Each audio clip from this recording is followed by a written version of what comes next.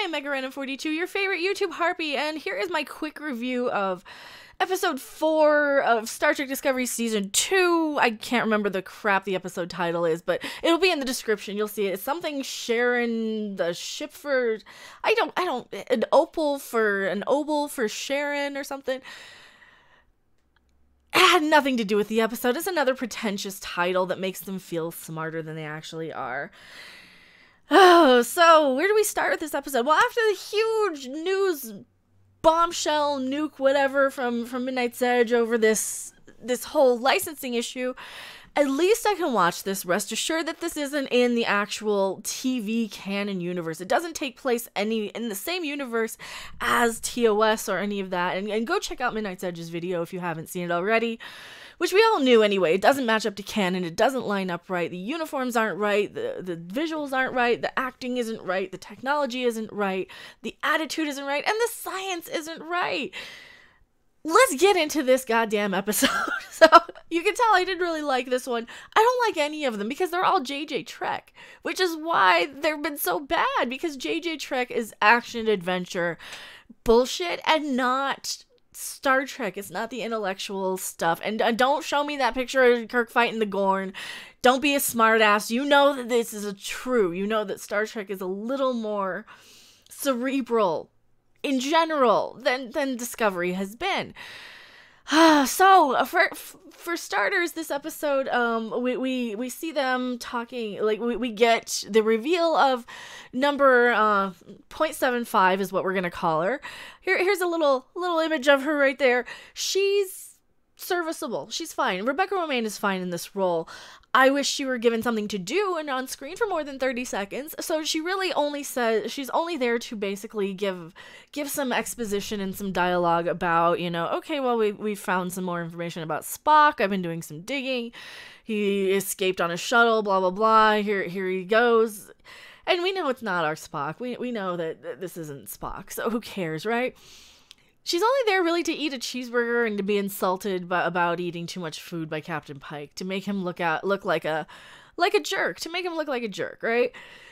And I call her number 0.75 because she is 25% different than number 1, as we know. So why would we only get a half an hour of this? Seriously? Oh, so then we get this stupid subplot, or I guess it's the main plot. We have two subplots in this thing. We have a Tilly subplot, we have a Saru subplot, and then we have the main plot, which is, hey, the ship's translators don't work, even though the technology at the time, correct me if I'm wrong, the technology at the time, basically they're all speaking the same language. All the controls are all in, the Federation standard language that everybody's supposed to be speaking. And, if you need a special translation thing, you would have like something to translate. You would have like your communicator open to translate. You would have those sort of things. It doesn't work ship-wide like that. I don't believe. So that's one of the problems. Also Saru's dying. And there's like this giant space blob sort of thing. They're kind of ripping off the Tholian web a little bit, and they're ripping off a whole lot of different things in this episode. Basically, this giant space blob sort of, they're calling it like a spider egg or an arachnid nest, but it's not. It has nothing to do with anything. But basically, it's a giant thing. It's dying. This is gonna be a full spoiler review. You guys probably watched my live reaction to it. Go check out my live reaction if you haven't seen it. Giant space sort of ball of crap that's in space there. Apparently it pulls them out of warp because they don't know how warp works. That's another thing.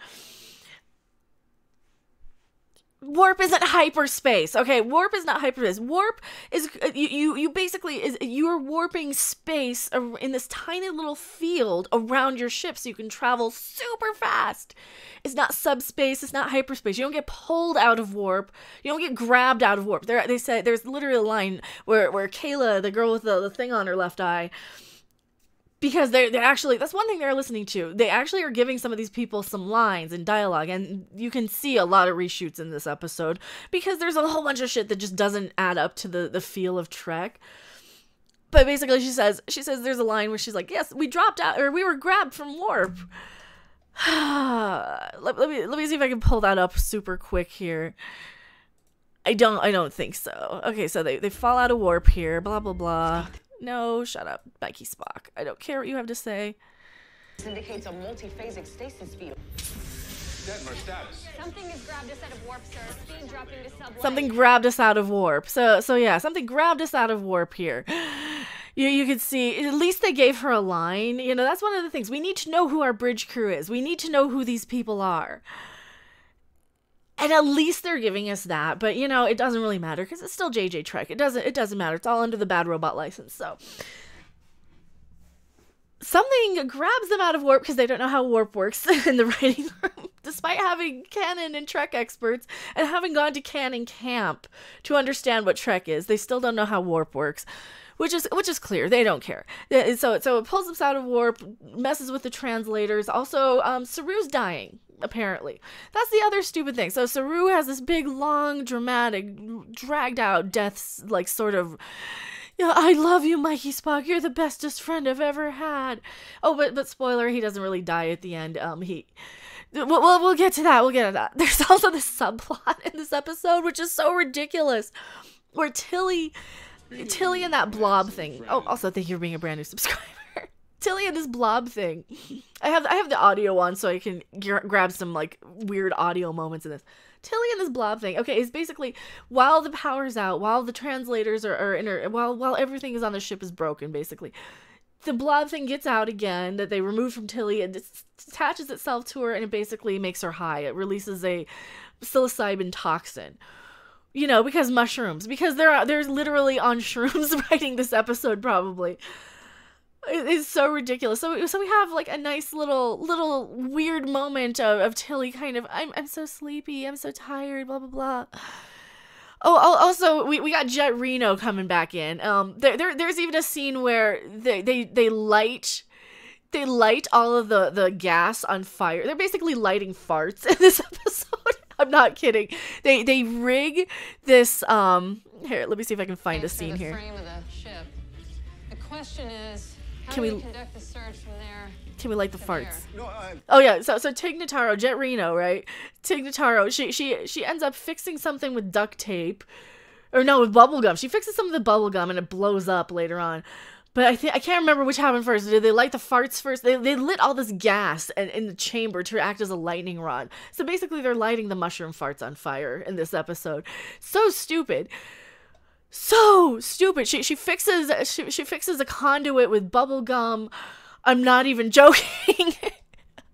Tilly gets attacked by this giant tentacle snot blob monster thing. She gets sucked into it. She gets high off the damn thing. Then, like, even towards the end, they finally end up trying to fix her. They have to, I guess, drill into her brain. What did I say about Tig Notaro basically being Jeffrey Dahmer on this ship? I'm like, you watch. They're gonna have some experiment where they drill a hole into somebody's head and pour in acid to make a zombie, just like Jeffrey Dahmer did. Because Tig Notaro basically might be a serial killer for all we know. She might be the one who decided to, because we picked her up in the last episode, her character Jet Reno. Not the actress is a serial killer, obviously, but the character seems like it is. We picked up in, I think, the first episode or second episode of the season. I can't remember. They all blend together. So basically, she's the bestest engineer ever. So great of an engineer, she can perform medical experiments on her crew because she happened to be on the Hiawatha ship. That's a medical ship. A medical frigate or whatever, because that's how engineering works. You know, if you're, yeah, I guess I can just do. So if I live next door to a police officer, that means I can do police work. Is that how that works? If I am in proximity to. It's so fucking stupid. It's so fucking stupid. You're an engineer, not a doctor. So yes, they literally drill a hole into Tilly's skull. While she's awake, they don't even wait for anesthesia. It's the stupidest thing. They ruin the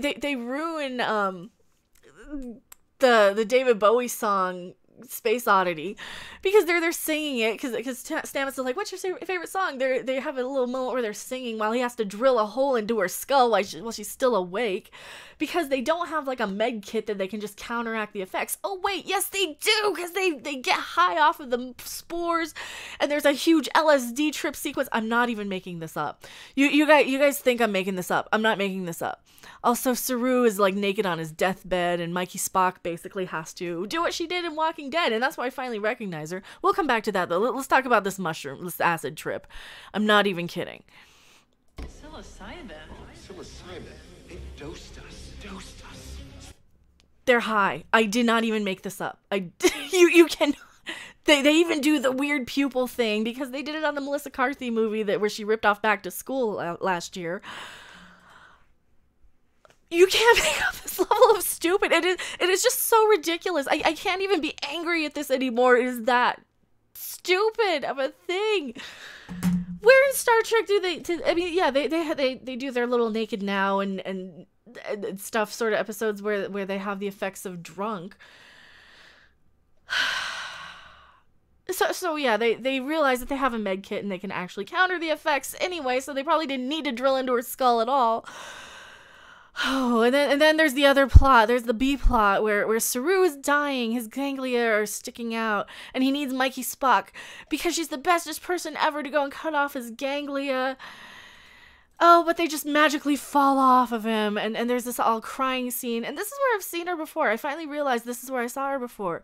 She had to do the same thing. She had to kill the other guy on Walking Dead after he ate his own leg, because he was bitten, and then like all the cannibals came along, ate his leg, and then he's like, oh, haha, I was infected. So, and we also get to see Saru without his stupid shirt on, and he's kind of gross and creepy looking. But basically, it's the same damn thing here, where she has to like cut off his little ganglia, but they just fall off naturally. So dumb, and that's part of his like threat sensor. That I guess when those pop out like that, it means you're going to die, which is kind of a retcon to just when they sense danger or sense death, amongst other things. Back in the pilot episode of this series, no, but now we can like sense death with like our own death. That's like a trigger. That's like him going through menopause or something. So the fact that his ganglia pop out and that signals his death it's coming from, of course, the space blob thing, which is the first thing you should do, is try and think, hey, maybe it's trying to communicate with us, because it's sending out these infrared signals or whatever. It's either ultraviolet or infrared, I can't remember. And of course it's interfering with and triggers his death, because he's now empathic to it. Not an empath, but he has empathy for it. They confuse their terminology here too. It's such a convoluted cluster. They do things in the most complicated way possible instead of just making sense to Star Trek, you know? So I've probably rambled on about this long enough. Go check out my live reaction. This episode was so dumb. This is so dumb. And of course Saru is fine. He's not gonna leave. He's not gonna die. They're not killing him. I was kind of laughing. I'm like, oh really? They're killing Saru. They're not gonna kill Saru. He's in all the marketing and stuff in this season. So, did you guys like this episode? Do we have like a little bit of a weight off our shoulders now that we know it's not going to ever line up to Trek, to real Star Trek back there? I know it's not gonna line up to Trek. You guys know it's not gonna line up to Trek. Thank you so much for watching. I am Mecha 42. You can send your sympathy cards or fan mail, fan art, presents for unboxings to Mecha 42, PO Box 1566, Loveland, Colorado 80539. And as always, I will see you guys on the next video or live stream. Bye! Thanks for watching. If you liked it, make sure to hit that like button. And if you want to see more, don't forget to subscribe. See you in the next video.